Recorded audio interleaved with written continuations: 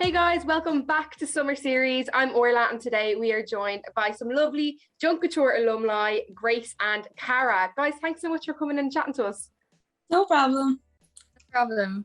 It's so lovely to have you in. So guys, tell us exactly what your Junk Kouture designs were and the materials you used to make them. We'll start with Cara. Okay, so my design was called Just My Impression, and I suppose I got my inspiration from the Impressionist painter Claude Monet.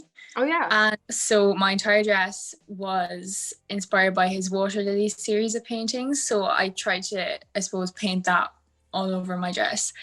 And I called it Just My Impression because, like, I suppose a lot of art critics regarded his work as just an impression, because it was so abstract and it was so out there at the time.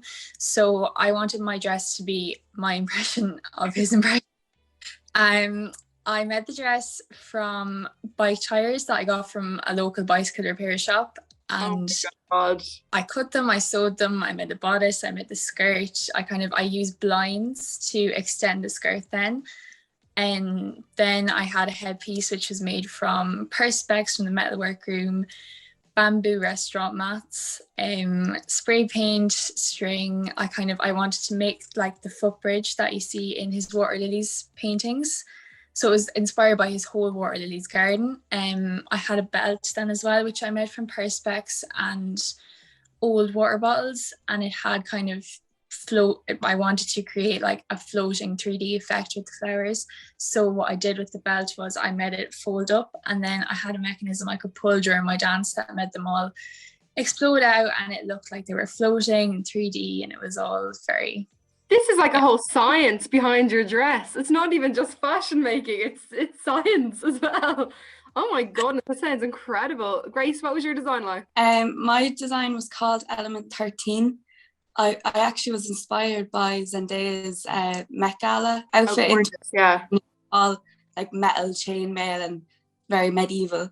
So my original idea was to have the ring pulls just on the bodice, and then I was actually going to use bicycle chains for the skirt.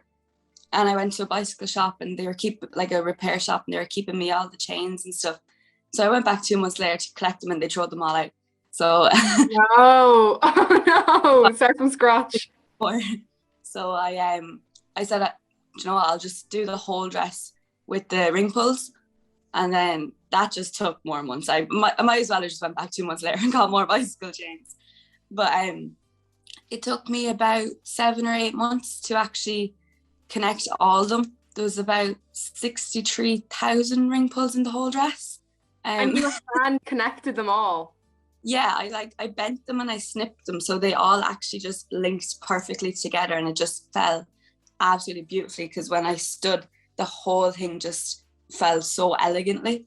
That's incredible. So you two girls both competed in 2020 now, like with different schools, but because you only last year, you guys know more than anybody how the grand finalists are feeling at the moment, and the nerves and the excitement behind it all. So what advice would you give to them ahead of the next step? My advice would be to prepare very well. I suppose I wouldn't have been the most confident, not the best dancer, not the best performer, and for some people it's probably going to be a bit intimidating going to get filmed by RTE and all that, but once you get there on the day, it is so fun. You're with all your friends, and once you get into it and you do it a few times and you go over it, it just becomes the most fun experience, and definitely your confidence is going to skyrocket afterwards. Incredible. Of course. Grace, how do you feel about it? I suppose my advice would be just to be calm. Like, you have the outfit, your hard work is done. It's literally just a film day. I'd say practice your routine over and over again. Not like me, I forgot my routine while filmed.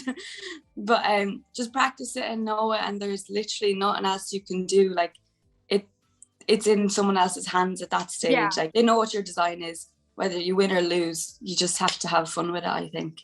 Yeah, the hard work is done. It's part of that stage. It's fun now. It's time to reap the reward of it at this stage. I suppose so to say. But so of course the finals, it's all about, standing out from the crowd. So what top tips would you have to help elevate the contestants' design and make it unique? My top tip would to be not to get too fixated on one idea and to keep really open-minded through the whole process, because if you try and overplan your design or you get stuck on one idea, it doesn't give it a chance to evolve into what it could be. So you just have to go and keep going and keep rethinking your ideas and thinking what is working at the moment and what isn't. And also, if something doesn't work once, you have to keep going with it over and over again, because I know, like, personally, a lot of aspects of my dress just weren't working. But once we tweaked little bits of it and we kept redesigning and rethinking, it all worked out in the end. So my top tip would just be to let the design evolve and grow into what it's going to be at the end, because there's no point getting stuck on one idea. Of course, just like let it flow. Just let it flow. Yeah. Don't put too many restraints on it. Grace, what about yourself?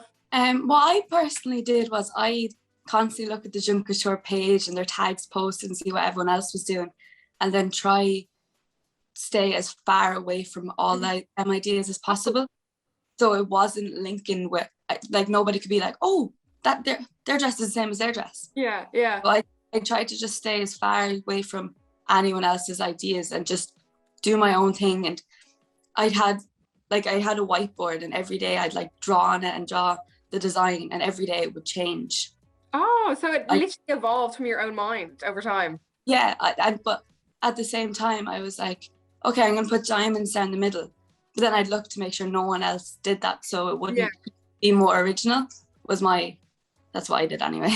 You had tactics. You went in with tactics. That is a good idea. Checking the page. That is clever. But like we were saying beforehand, stage performance is just as important as anything when it gets to the day of the final. It's right up there with as important as your design is, I suppose. How did you guys combat the backstage nerves? What advice would you give to our finalists ahead of time now? My advice would be definitely to just prepare well and stay calm, because the more you overthink it, the worse it's going to go for you. And like, you're not going to we didn't know at the time because we only got the regional final, but chances are you're not going to experience something like that again. So you might as well just enjoy it and go out there and just enjoy the experience rather than thinking about, everything that might go wrong. It's not going to go wrong. You're going to be fine, and it's going to be so much fun. Yeah, of course. You have to just stay in that level field. Just stay in that surface level. Have fun with it. Grace, what about yourself?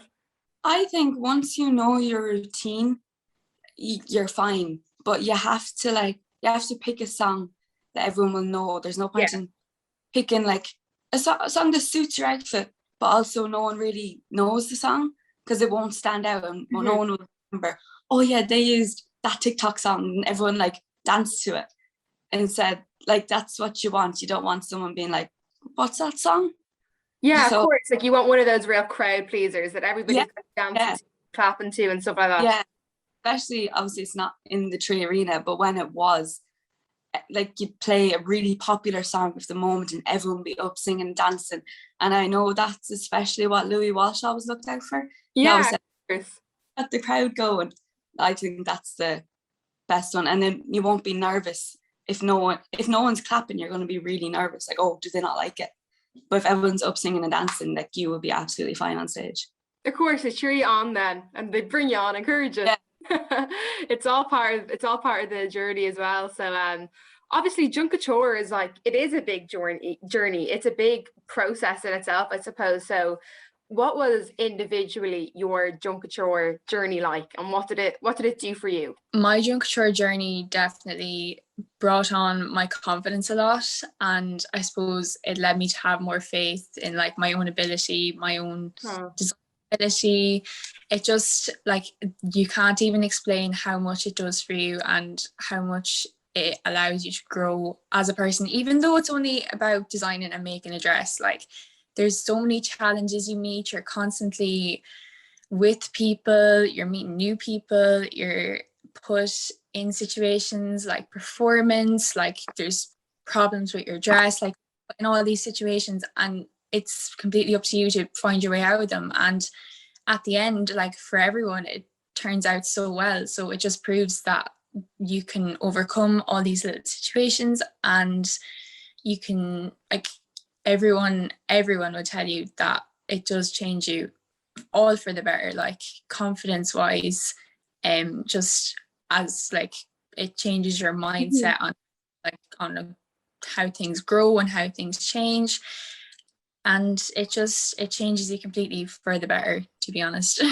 So I feel as well that when it's in a school journey, you know, sometimes school can be really heavily academic based. So it's really nice to have that creative side and that creative outlet while you're in school. It can help bring you on as well. And Grace, how did you find the journey for yourself? Personally, I thought it was amazing. The main thing I took from it was the ability to take criticism in a positive way. That's good. Because of course, the first year I did Junk Kouture was actually, I was in second year, so I was 13. Oh, wow. So, Okay. like my teacher would be like, oh no, I think you should do this, and I don't like this. I probably went home and cried. I was like, no, that's not the way I want it. So but then I did it in third year again. I was like, okay, they're right, this way is better. And then in fifth year again, like my outfit won the regional, so the critique was right. Absolutely. So that's the biggest thing I took from it, was actually just taking into consideration other people's opinions and what they think will work. Especially like my art teacher would be like, oh, maybe if you like put this bit a bit tighter, it'll make the fall look better and stuff. And then I'd do it and it would. Yeah. In comparison to like my original idea, where it was meant to just be kind of a straight dress. But I put elastic in the waist, and then I brought it in, and it was a lot better. So I think that's the biggest thing I took from it. And obviously the confidence side of it as well, like being able to do, like I did it in second year. I was real embarrassed, like, oh my God, like everyone's looking at me in my dress, like, ah. But then in fifth year I was like, yeah, look at me in my dress. Do you know what? If they're not looking at you, you're doing something wrong. That's what I always say. If they're not looking at you, you're not doing it right. But it is that it's a big learning curve, and you did it like multiple years in a row, and that's what it's about. It's that, like, not only is your design evolving, you're evolving as a designer and learning more and taking more into consideration each time. But I know we've touched on so much here, but if you had to, and I'm going to throw this at you because I know it's going to be difficult for both of you, you're both so passionate about Junk Kouture, but if you had to sum up your Junk Kouture experience in one word, what would it be? For me anyways, I think it's very hard to sum it up because there's so many different aspects to it, but for me it would definitely be growth, just in so many ways, as a designer, as a person, skills wise, just everything about it just screams growth to me. Yeah, absolutely. It gives you that opportunity to just kind of get out of your comfort zone and in your own creative environment. Definitely growth is so up there with what Junk Kouture gives you. Grace, what about yourself? Well, as Cara said, like there's so much in Junk Kouture, it is really hard to just pick one word, because so many different elements and so many different words that could describe so many different feelings. But I actually have two, so don't kill me. But I think positivity and passion would be the two words that come to mind, because you have to be positive about the whole experience, because whether you're out in the first round or you get to the final and you don't win, you still made an amazing outfit. Rubbish, like you still have something to be proud about. So you have to kind of be positive about the experience. I know it's disappointing if you don't get to the grand final, or you get to the grand final and you don't win, but you still came so far, and I think that's absolutely amazing. And then passion, I think to actually succeed in the competition, you have to be passionate about your design. Like you have to actually stand by it and be like, no, like this is incredible what I've done, instead of just being like, oh yeah, like I made this out of rubbish, but like I don't care. It is incredible. Something that would usually end up in the bin you're wearing on a runway. Like, it's incredible.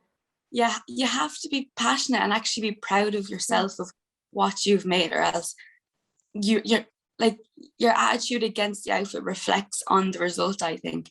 So you actually have to like believe in yourself that you did enough to succeed, is what I think. Absolutely. It's all about that positive mindset. Yeah. Well, I think we'll leave it on that note because we've ended on a really positive note, and I think Junk Kouture contestants looking at this are going to take so much away from it because you can just see how passionate you two are about Junk Kouture, and I feel like if you had the opportunities, we'd do it all over again. So thank you so much for coming in and chatting to us, girls. I'm sure I'll chat to you soon. So thanks so much. No problem. No problem. Thank you for having us on. Of course, anytime. So thanks so much for tuning in, everybody. We will see you next time. Bye.